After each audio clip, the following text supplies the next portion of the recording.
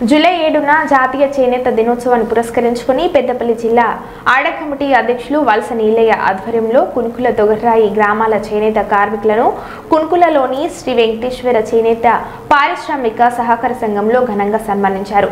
వలస నీలయ్య మాట్లాడుతూ చేనేత వృత్తిలో రాణిస్తున్న పద్మశాలీలను సన్మానించడం గర్వకారణమని, రెక్కాడితే కానీ డొక్కాడని చేనేత కార్మికులు దుర్భర జీవితం గడుపుతున్నారని అన్నారు. ప్రభుత్వం వారిని ఆదుకొని అండగా ఉండాలని, సబ్సిడీపై యంత్రాలతో పాటు పనిముట్లు అందించాలని కోరారు.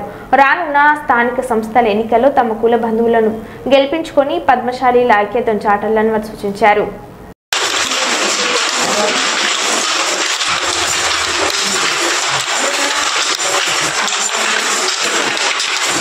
వాళ్ళ భార్య కూడా దీనికి సంఘానికి ఉన్నది, బాగా పెద్ద ఐపీఎస్. మనం ఎవరి ద్వారా తెలుసుకొని ఇప్పుడు మనకు ఉన్న కామర్త మురళి గారు, తుమ్మల నాగేశ్వరరావు దగ్గర నోడు ఏదైనా సంవత్సరాలలో మన సంఘాన్ని మనం డెవలప్మెంట్ చేసుకునేందుకు మన ఏ సమస్య మన నీళ్ళతో పోయి మన కామర్త మురళి స్టేట్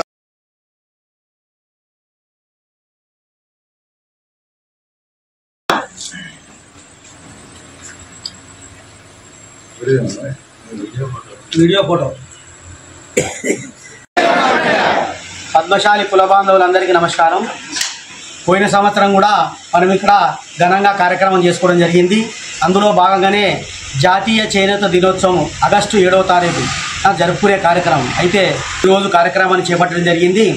మనకు ఎప్పటి నుండో మనం తెలంగాణ మన స్వతంత్రం రాకముందు కూడా గాంధీ తాత రాట్నం అరికి నువ్వుల నుంచి పోగు తీసి మన రాట్నం అడికిన వ్యక్తి మన గాంధీ తాత. అప్పుడు ఆ రాట్నం నుంచి వచ్చినటువంటి మన కులవృత్తి నేటి వరకు అదే పద్ధతిలో కొనసాగుతుంది. ఎలాంటి వృద్ధి అనేది డెవలప్మెంట్ అనేది లేదు. ఇప్పుడు చేనేత సంఘాలు, నేష సంఘాలని చాలా తక్కువై మొత్తం మరమొగ్గాలకు ముందుకు పోతున్నారు. గవర్నమెంటు ఎన్నో కార్యక్రమాలు చేస్తూ మనవారు ఎన్నో రిక్వెస్ట్లు చేస్తే 2015 ఆగస్టు 7వ తారీఖున చేనేత దినోత్సవంగా ఒక రోజు చేనేత అన్నలు జరుపుకోవాలని 2015 లోపల ఈ యొక్క మోడీ గారి ప్రభుత్వము ఈ యొక్క జాతీయ చేనేత దినోత్సవాన్ని ప్రకటించడం జరిగింది. అదే ఉద్దేశంతో ఆనాటి నుండి నేటి వరకు కూడా మన చేనేత అన్నలకు ఏదో ఒక సేవా కార్యక్రమం చేయాలనే ఉద్దేశంతో నలుమూలలో ఉన్న మన ఒక పద్మశాలి కులమాంధవులను, నేష వృత్తిలో ఉన్నటువంటి వారిని ప్రతి సంవత్సరం ఈ యొక్క చేనేత దినోత్సవం రోజున సన్మానం చేసుకోవడం జరుగుతున్నది. ఏం సంఘం డెవలప్మెంట్ అనేది లేదు. మన దగ్గర ఏంటంటే వెనకటి నుంచి మన పద్మశాలీలు ఎంతో కొంత బీద బడుగు బలహీన వర్గాల నుంచి వచ్చిన వారు ఉన్నవాళ్ళు కూడా మనోళ్ళ కొరకు ఏదైనా చేద్దామంటే ముందుకు వచ్చే వాళ్ళు లేరు. అయితే రేపు రాబోయే కాలం లోపల రాబోయే స్థానిక సంస్థలనన్నా మనము మన పద్మశాలి వాటాను మన వాళ్ళు ఎవరన్నా నిలబడితే సర్పంచ్గానో, వార్డు మెంబర్గానో, ఎంపీటీస్గానో, జడ్పీటీస్గానో నిలబడితే తప్పకుండా వాళ్ళు ఎవరైనా కానీ దూరపూడ కానీ దగ్గర కానీ మన కులపూడ అయితే మనం సహకరించాల్సిన బాధ్యత ఉన్నది.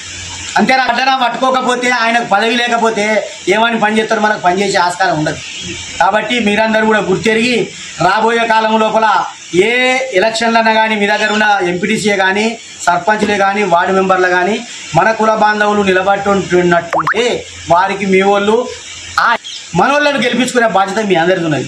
అట్లయితేనే చిన్నగా ఇప్పుడు గ్రామ లెవెల్ నుంచి, మండల లెవెల్ నుంచి, జడ్పీటీసీగా జిల్లాల వారీగా రాష్ట్రానికి పోయి మనం ఎమ్మెల్యేలు కూడా రేపు రాబోయే కాలం లోపల ఎలక్షన్లు చేంజ్ అయ్యి నియోజకవర్గాలు కూడా చేంజ్ అయ్యి సుల్తానాబాద్ కూడా నియోజకవర్గం కాబోతుంది. అప్పటి వరకు కూడా మన కుల బాంధవులలో ఎవరైనా గట్టి వాళ్ళు వెళ్ళినట్టుంటే మనం కూడా మన వాటాను ఇప్పుడు ఇక్కడ నేషనోళ్ళు ఉన్నారు, కొందరు సాహుకార్యత్వం చేసేటోళ్ళు ఉన్నారు, 10 మంది పరిచయం తెనుగోళ్ళు ఉన్నారు, కాపోళ్ళు ఉన్నారు, గౌన్లోళ్ళు ఉన్నారు, మనకు పరిచయం గోళ్ళోళ్ళు ఉన్నారు. వారి ఓట్లు కూడా సంపాదించి మనోని కొరకు మనం ఒక్కరు ఒక 5 ఓట్లు సంపాదించినట్టుంటే రేపు పొద్దుగాల ఏ ఎలక్షన్లు అయినా మనోడు గెలవగలరు. ఏమంటారు మీరందరూ? దీనికి సమ్మతమేనా? అయితే మన దాంట్లో ఫస్ట్ అనేది ఒక ఐక్యత అనేది చాటాలి. మనం ఎందుకనంటే ఎన్నో కార్యక్రమాలు చేసుకుంటూ పోతారు. ఇప్పుడు స్టేట్ ప్రెసిడెంట్ అనే అతను ఇప్పుడు వచ్చిన తర్వాత థెఫ్ట్ పథకాలే కానీ, ఐరన్ మీద కానీ ఎన్ని సబ్సిడీలు ఇచ్చిండు. ఇప్పుడు నిన్నాక మొన్న మరమొగ్గాలకు కూడా 100 యూనిట్లు కరెంటు ఫ్రీగా పెట్టింది. నేసేవాళ్ళు కాదు వరవగలరు. ఇప్పుడు మీరు తెప్పు పథకం కింద మీరు ఇంతకుముందు 2,000 రూపాయలు జమ చేస్తే గవర్నమెంట్ 2,000 జమ చేసేది, దాన్ని 4,000 చేసిండు ఇప్పుడు కామర్త మురళి స్టేట్ ప్రెసిడెంట్ వచ్చిన తర్వాత. ఒక 220 కోట్ల రూపాయలు మన చేనేత అన్నల కొరకు రిలీజ్ చేయించిన వ్యక్తి మన Kamartha Murali state president. Tummala Nageswararao minister, జౌళి శాఖ మినిస్టరు, మరియు శైలజ రామయ్యరు మన కమిషనర్ గారు కూడా ఈ మురళి గారికి బాగా దగ్గర. ఏది మన స్టేట్ ప్రెసిడెంట్కు. మీకు రావణ కానీ ఇక్కడ సంఘంలో కొంతమందికి మురళి అన్న ఏం చేస్తాడనేది విషయం తెలుసు మీకు. అంటే నేను ఎందుకు చెప్తానంటే మనోడు గెలిచినట్టుంటే రేపు పొద్దుగాల మనకి ఏదైనా పని చేయగలుగుతాం. ఆడు కులపోడు అయితే ధర నేను కులపోడిని అని చెప్పి పోయి మనం ఏదైనా ఫైట్ చేసి పని చేయించుకోవచ్చు.